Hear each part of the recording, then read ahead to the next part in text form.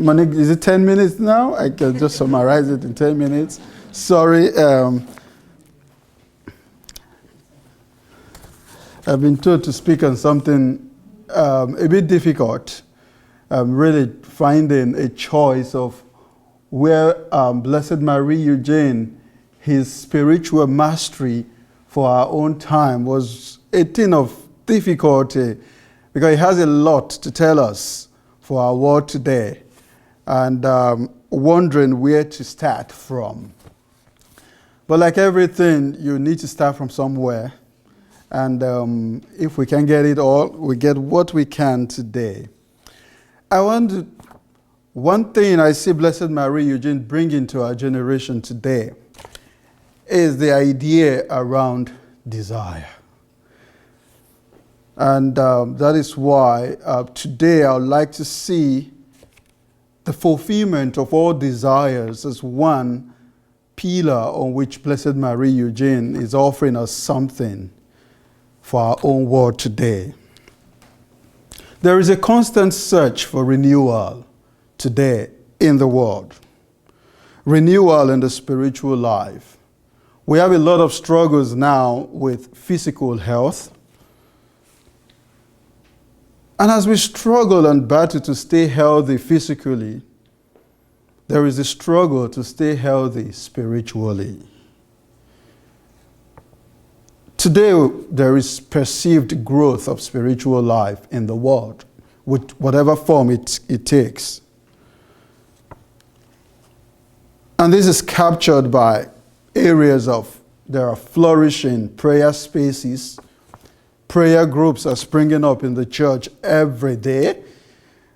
We have increased numbers of people going to church now.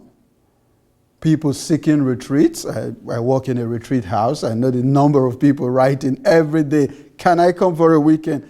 No, you can't. Sorry. And we put up a lot of retreats online, getting 700 people gathering online for a retreat. There is a longing. And when we gather in spiritual circles, we hear the term, people are hungry for God. And when we hear that term, it's like, what do we have to offer them? People are hungry. What do we give them? What food do we want to offer them? We create prayer spaces, prayer groups, retreats, pilgrimages, different things that we offer. But what do we have to give them? These pilgrimages, retreats, and all the things we organize, they only create the space for them to be fed. But the food is not there. It takes my mind back to what Jesus said to his disciples when they said to him, send these people away. Jesus said to them, they do not need to go away. Give them something to eat yourself. Provide something, cook something for them. But the question is, it's someone who is fed that can feed others. It's what you've got to give someone that you can offer them. We cannot give what we don't have, as the famous Latin quote goes. And so we cannot offer healthy spiritual food if our own spiritual growth is poisonous. Yes, we have poisonous spiritual growth that can only produce deadly fruit. And here is where there is serious difficulty today in terms of discernment of what is the growth that we perceive. I think I should keep this somewhere where to stop distracting me. There is what we call the poisonous growth. We perceive that we are growing. We perceive a lot of energies in us, spiritual energies, if you want to call it that way. But are they really growth? Are they healthy growth or the poisonous one? We've seen a lot, experienced a lot of things today, of people going into a lot of practices in the name of finding a spiritual center, encountering or having an experience. They are growing in that deeply. It's almost like the reading we have today. It's like molding a calf, as the people of Israel did, because they couldn't find Moses anymore.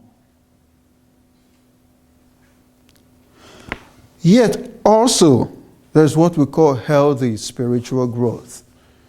And that is really life-giving fruit that it brings. This is one important message that Blessed Marie Eugene is offering our generation. Not only discerning what is healthy and what is poisonous, but also wanting us to realize the starting point, how to live a healthy spiritual life. Today, doctors are telling us every day how to live a healthy life or physical life. And Blessed Marie Eugene is offering us how to sustain a healthy spiritual life. In the next few minutes, I don't know how many, Monique didn't tell me how many I've got left. I just want to indicate to you the pillars on which he built a healthy Christian life or a healthy spiritual life. I'm using the term interchangeably. Healthy spiritual life and a healthy Christian life, they're the same thing. You will agree with me that we live in a world today that is, our generation is about speed, efficiency. Everything has to be fast. Anything that is slow is either old or outdated. So take it out.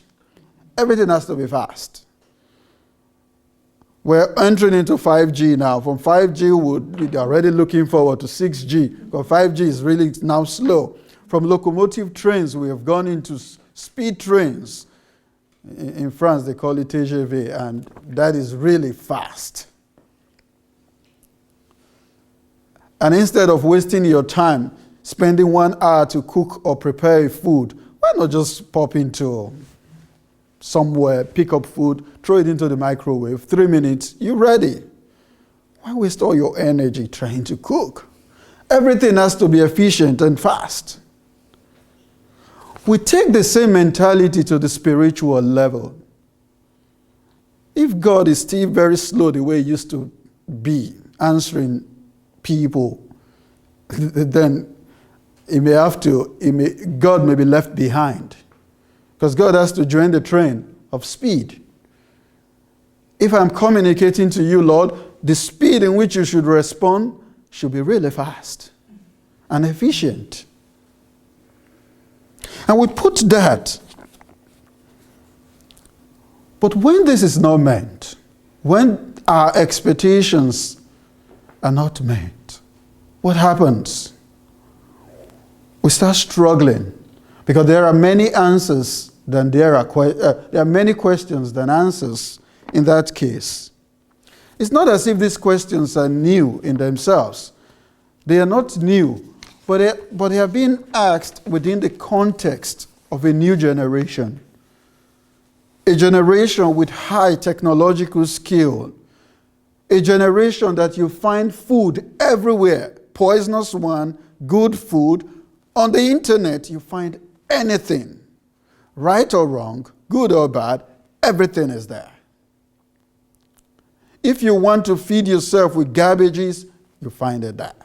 If you want to feed yourself with healthy spiritual food, you'll find it. But the question always is, oh, Father, what side do I go? I don't know. And these overwhelming questions that we have with few responses has thrown us into thinking really about our relationship with God. I know you may be wondering, where is Father Kelvin going with all of this? Where is the Blessed Marie Eugene we want to talk about? Blessed Marie Eugene will come in. We start thinking, what is the essence of a relationship with God? Do I actually need to stay healthy spiritually? Because we live in a generation of exchange. If I'm offering you something, then I should get something in return. If I'm offering God my time, our relationship with God is sometimes transactional. Lord, I did this, I did that. Therefore, you should do this. I expect you to do this. At least as a reward for my diligence and good behavior as a Christian. At least I know people who are not good.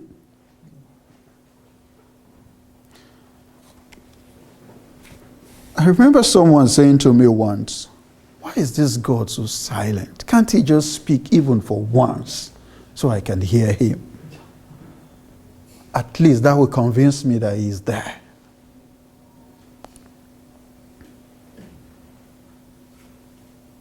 There's a lot of expectations. And what is the meaning of expectation? Expectation is that I want it, and I want it this way, at this time, in this manner.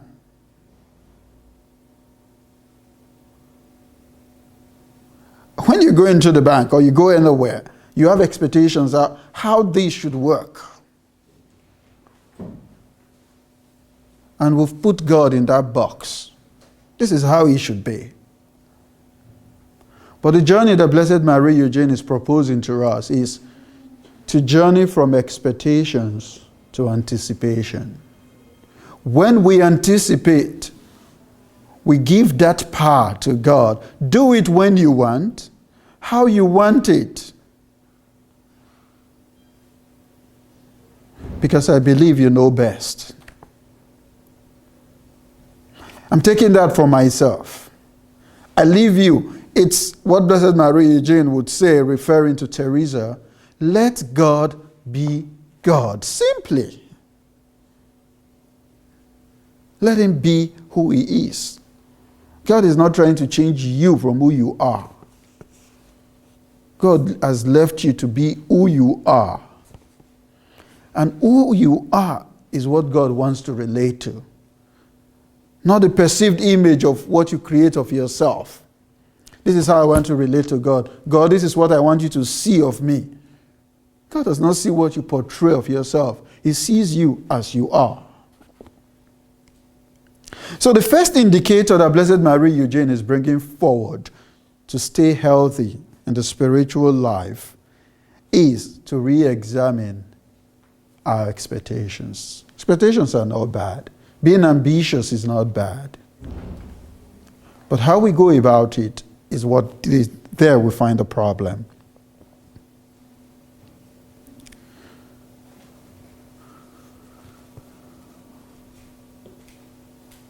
Where do the motives for our expectations, where do they come from? They come from competition. Oh, I want to be like this person. They come from mothers we've seen, mothers laid by people. And we struggle.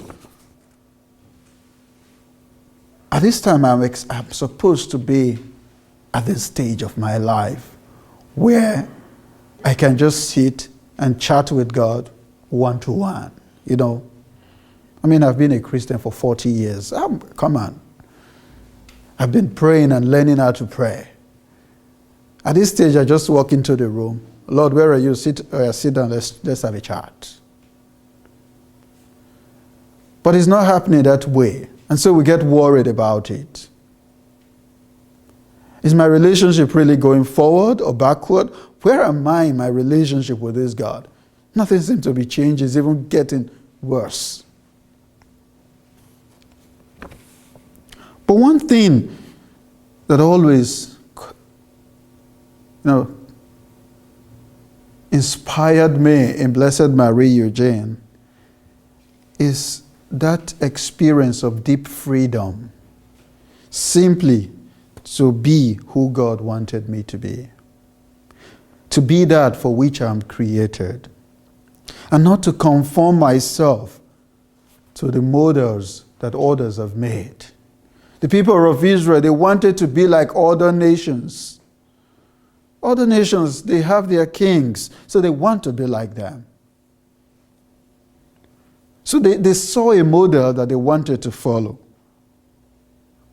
But what Blessed Marie Eugene would say, and this is so beautiful when he put it this way, that fidelity to the personal grace that God has given to each person is the key to a healthy spiritual life. Being faithful to the personal grace, there's what we call a personal grace that God gives to each person. I don't have yours, I have mine. Being faithful to that is the key to a healthy spiritual life.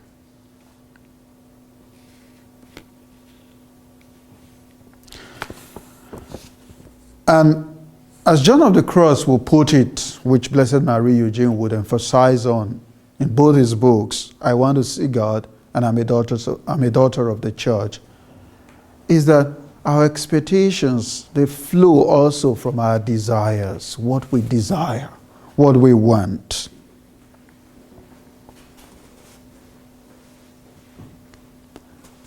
And what he is proposing is for us to journey. The journey that he's proposing, for us to make a movement from a painful yearning when what you desire is not being met. It becomes a painful experience. We keep yearning for it. It's for us to move from that. That's what we call human desire.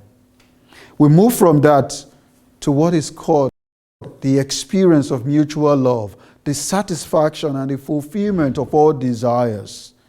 And that is God. The title of the book, I Want to See God. It's a journey to that experience. The experience to satisfy all desires that I have. According to Blessed Marie Eugene, what happens in our own generation today is that instead of making a journey, we put all of our desires in one bowl. And there seems to be a confusion of what we really want.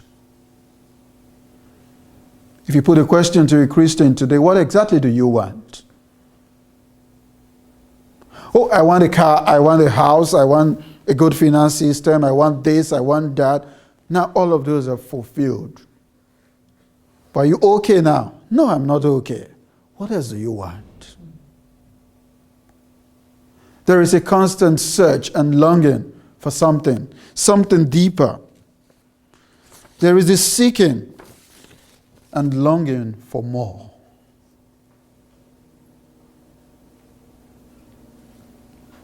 I have a phone. The phone is working perfectly. Oh, Apple just came out. iPhone was the latest one. 13 just came. Oh my goodness. I have to upgrade. I don't have need for it. But everyone is going for it. I have to upgrade. I was having a conversation with someone recently and I said, oh, Father, I have upgraded. What were you using before? iPhone 12. Okay, now it's 13. Okay. Will you upgrade the next? Of course, I'm waiting for the next one. It is the longing to want, I want to fulfill that. And once you get that, what next? Recently, my driving tutor, we're just driving and she was sharing that, there's been scarcity of petrol or something in the UK. And as driving tutors, they are always searching for that to get gas and all of that. And they got to gas station and there's just this lady there taking her time, filling her gas and everything. Are you okay? She said, yes. But she doesn't go anywhere with the car. She doesn't need a fuel. I said, but why are you feeling? Everyone is going for it. I have to go for mine. Everyone is queuing up in the station, so I have to go. She doesn't need it. She drove off, go to a garage, and parked the car. That's it. For her, she has fulfilled a desire because she doesn't want to be left behind. So you have to follow the train wagon.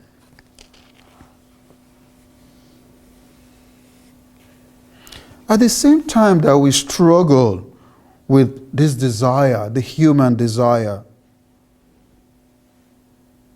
there is something deep within us. Something, I don't know how to put it. It's something that we may not be able to describe. Something yearning for more, yearning for a bigger experience.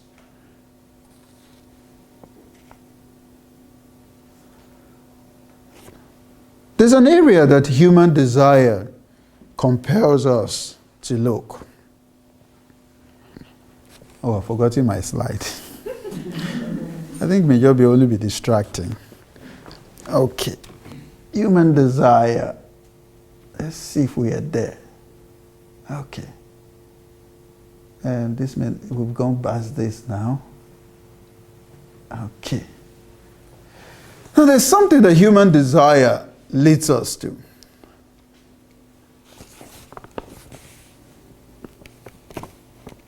As beautiful as it sounds, even to pray, it's a human desire. Searching for the source. It compels us to search for the source of this yearning deep within us that cannot be satisfied. We may turn to nature, turn to art, yoga, meditation, different things. Because we are searching to fill up a void deep within ourselves.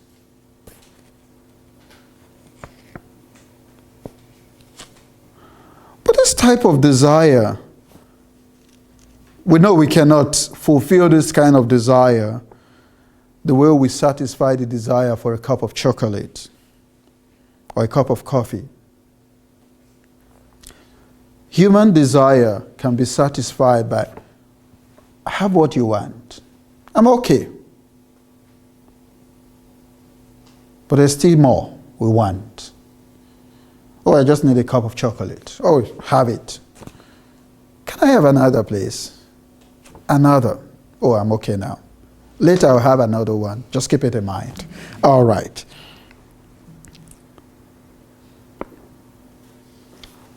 But there is a focus of a human desire. And that focus is what I lack. What I don't have. If you go into your room, you can easily spot what you don't have. As big as the room is, loaded with a lot of things, you know what you don't have. At least you're coming from somewhere, you saw something that's really beautiful, you know you don't have it. So when you look around your room, I don't have this. So you want it.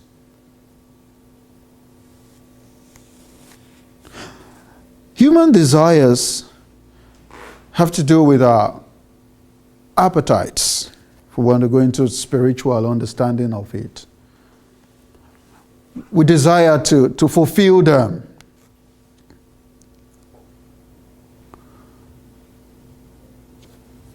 These desires, not get it wrong, they are not bad in themselves. But what Blessed Marie Eugene is portraying here is that the fulfillment of this desire does not lead us to the ultimate fulfillment of all desires, and that is God. So rather than keep your focus on what you don't have, turn your attention, and that is where divine desires or spiritual desire comes in. spiritual desire sees what is present, sees what is there. It focuses on plenitude rather than lack. And in this experience, desire is often about giving rather than receiving or getting. The table is turning. Desire is not about getting something to feel something. It's the giving of the self.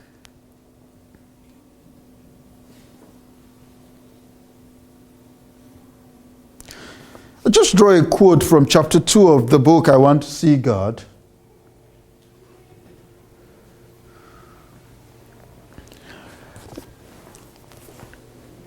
Because that's where I'll keep my focus today. Just chapter 2, I Want to See God. There it captured the essence of desire. Love is ever tending to give itself. It could not cease from communicating its goodness without ceasing to be itself. It carries along it in its train all that belongs to it, and it seeks conquest so that it may give itself more fully to be conquered. This is drawing from the romances of John of the Cross. The giving is not something, it's the giving of the self.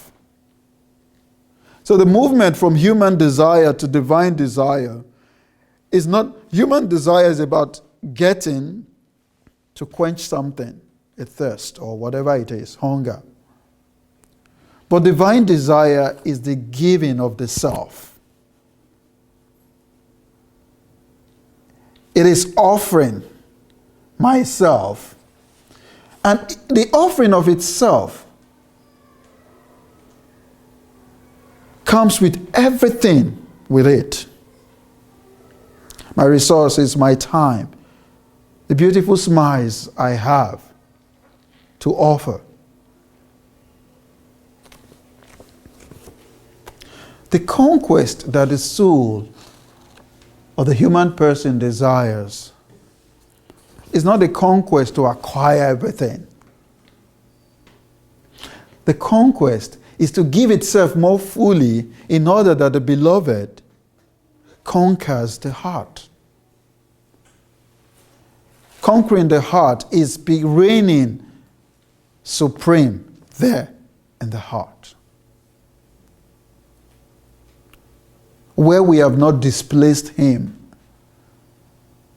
You know, Teresa speaks of an interior castle, the seventh mansion, is where His Majesty takes his rightful place. John of the Cross would describe that as a transition from the experience of turning ourselves into idols to become icons for God.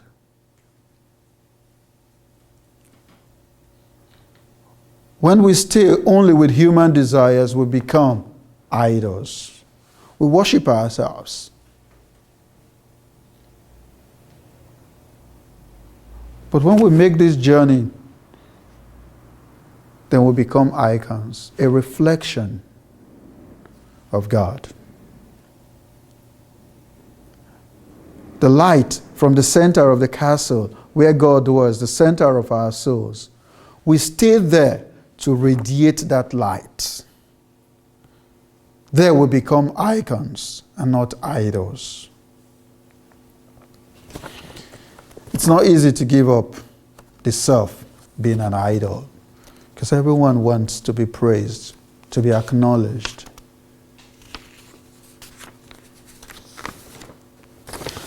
What Blessed Marie Eugene is emphasizing and affirming is that there is need for a growing. There's a need to progress in our desires. Living a healthy Christian life is to measure our level of growth in our desires. That is always the starting point. John of the Cross that says, the more we desire God, even more he desires us. The more we search for him, even more God is searching for us. And this fits well into the Carmelite understanding and tradition. In the spiritual life, we grow not by increasing, but by decreasing. It may sound contradictory. We grow not by acquiring more, but by letting go of what we've got.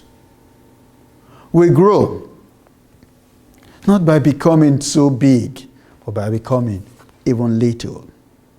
Little, as Therese would say, her littleness doesn't mean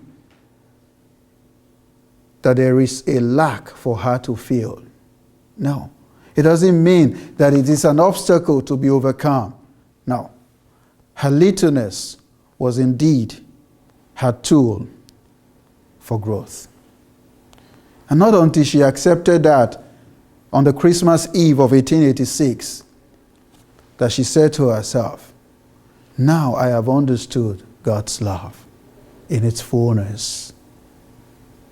Because now I understand what it means to be little. And in fact, I want to remain little every day. Jesus, make me little. And today when we celebrate Therese, we celebrate her for the doctrine of spiritual childhood. A doctrine of littleness, the little way. But that was almost an obstacle, as she had taught. This movement is progressive. Blessed Marie Eugene, once God is discovered to be in the depth of the soul, all its desire will be directed to him there. In order to see him and to find him, that is the fulfillment of all desires, the soul must be oriented and move towards its own depth. The movement towards God will be a progressive interiorization, leading to meeting with him, the embrace of union in darkness, while awaiting the vision of heaven. I just want you to pay attention to those words in red. They capture the complete experience of the spiritual life. Its starting point, its movement, and its final point. The starting point of any movement with the Lord is a desire well-oriented. A desire that is oriented to God. Like the title of the book will say, I want to see God, or I desire to see God. And that is the desire of Blessed Marie Eugene. And that is the desire he's offering our generation today. If that is our desire, I think it's Matthew, that's Matthew's gospel. Seek ye first the kingdom of God, or desire first the kingdom of God. Every other thing, with the exception of none. I once said this somewhere, someone told me, oh Father, forget about that, that doesn't happen. You don't get everything. I said, really? It depends on what you understand by everything. Everything is not everything that I want. Everything is what God provides. Everything is about what God is willing to give. And the experience of this entering, this interiorization, this experience of God, is not something we wait for to happen in heaven. It's not something we are waiting for to happen in the afterlife. Something that is happening right now. Perfection, holiness, sanctity is not in the future. It's right here. It's today. It's now. So it's not for us to wait to say, when I get to heaven, I'll live a holy life. Because that is where we find the fullness of holiness. No, we find it here.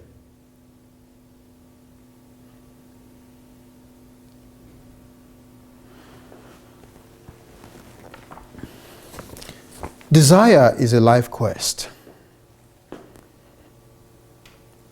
Even when we orient our desire to God, there's something in us coming up. Is God enough? That's a serious question for our generation. Our generation would say, God is not enough. I need a backup. What if God fails?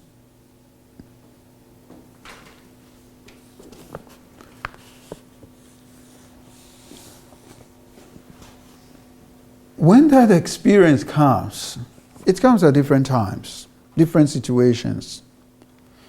But when that moment comes, John of the Cross says it's actually a moment for growth. It's not a moment when we are in doubt. And in fact, doubt opens the door to a new experience of faith. So when someone comes to you, someone came to me recently and said, oh, Father, I know you're a priest. Oh, that's fine. I'm an atheist. I said, oh, even better. He said, we shouldn't talk about God. I said, and what should we talk about? He brought out a topic in philosophy. I said, oh, that is your own God. Can we talk about this other thing? And one thing I realized from my conversation with him, his faith is searching understanding. And since he can't find answers to his questions, let God stay his own, I stay my own. The embrace of union in darkness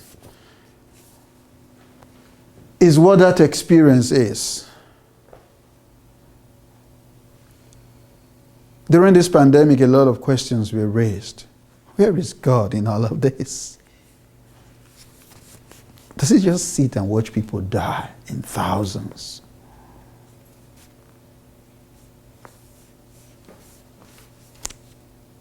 No, he doesn't. But when we go through that union of darkness, that experience, as difficult as it may be, and yes, stick with him, then he brings something new. There's a new learning. There's a new understanding.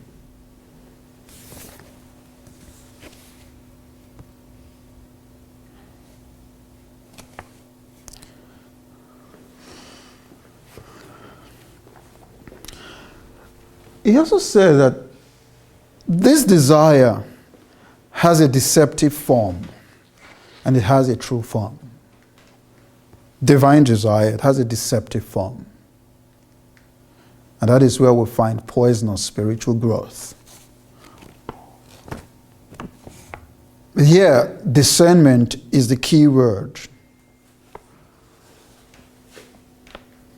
The grace that is poured into our souls is of the same nature as God.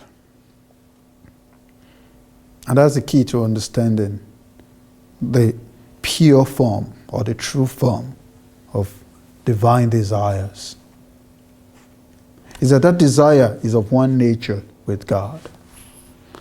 And what is God's nature like?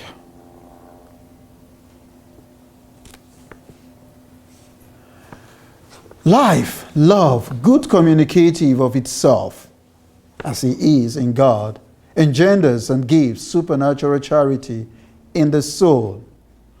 And gives supernatural charity in the soul is engendered and rises towards its source. The movement here, God is the source. From its very nature is where we pick up these desires. And the way we live, the love, the communication we give of ourselves is done in God. Is done from the perspective of God. from the speck of which God sees things. Take your mind back to Genesis. After each creation, God saw. God imposed goodness on what he has created by looking at it. And so my desire should impose goodness. That's the first test, or litmus test, if we want to call it that way, of a healthy desire. It imposes goodness on that thing, on whatever it sees.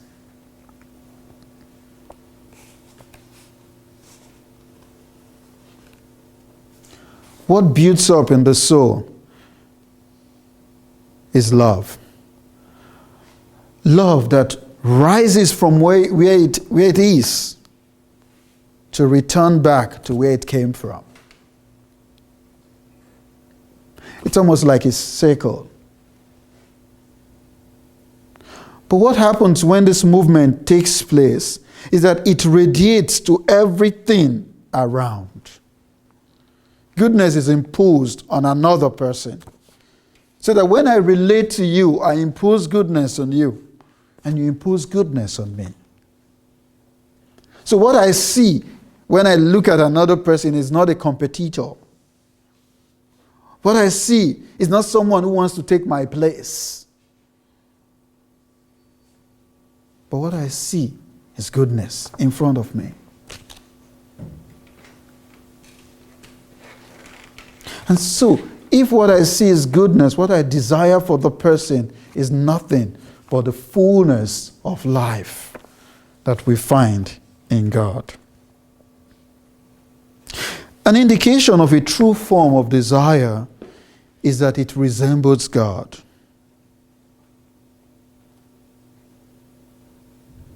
And this is captured by its movement from God and leading to God, manifesting its power and sweet-smelling perfumes to others.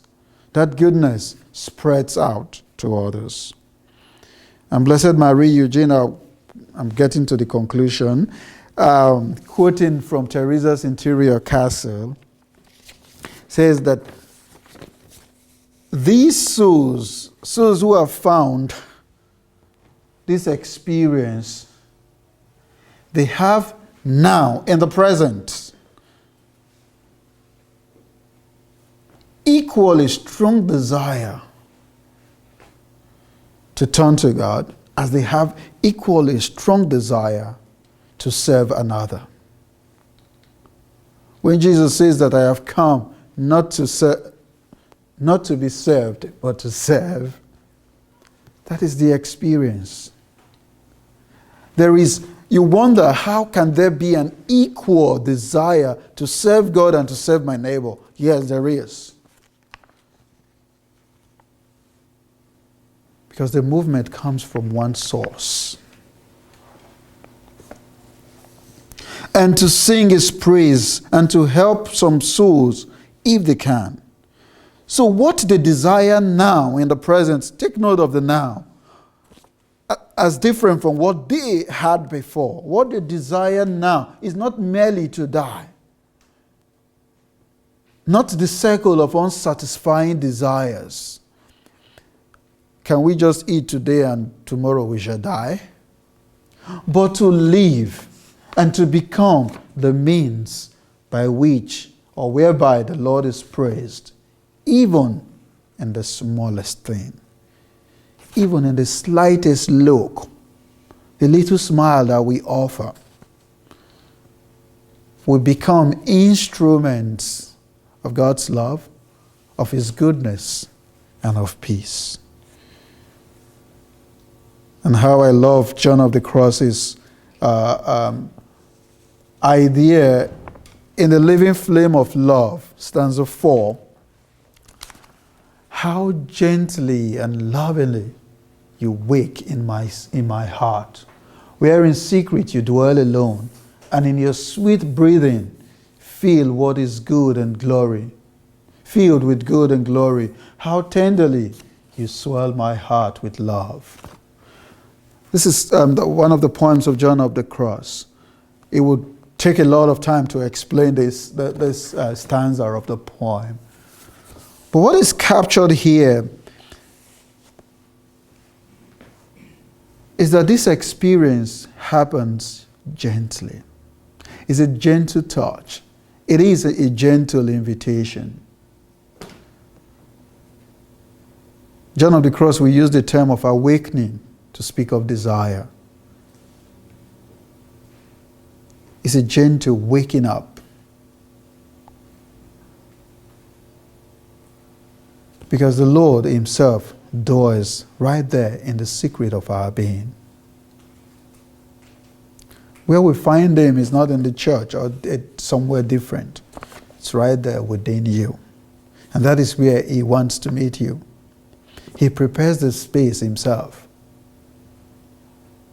Because sometimes we may think that, wanting to pray, it's me deciding to want to pray. No, it's the other way around. God initiates the process. So you're coming to the church to pray. You're coming to encounter God is a response to an invitation that God has given to you. And so, to conclude, the first indicator of a well-ordered desire is an awakening to the source and fulfillment of all desires. This awakening, John of the Cross says, is brought about in gentleness and in love. It's not forced upon us. The second indicator is the breathing of God within the soul. And this is brought about through the good and glory communicated to it in this breathing. We're just using different terms to capture the same reality. In that experience, when the human person was created, in the second account of creation, there was no life in the human person. And the Lord God breathed on the human person. He imposed life on the human person. It is that experience of breathing, the breathing of God, that gives life to our souls. And it is within that space God keeps on breathing into the soul, into our souls. And that is only the reason why we can communicate goodness. This is the reason why we can impose goodness on another person. And all of this takes place still within that breathing, the experience of breathing. And when these awakenings, when they take place, it seems to the soul that the beloved is now present within it. Where they had thought that he was absent. The search for God stops. We no longer search for him when we get a well-ordered desire. We no longer long for him. The yearning, the painful experience of waiting and yearning for him, like the psalmist will say, my heart and my soul is yearning for God. It stops. Because now we have God. And that is why Teresa would say, let nothing disturb you. Let nothing troubles you. Everything is passing away. God never changes. He who has God lacks nothing. God alone suffices. Thank you.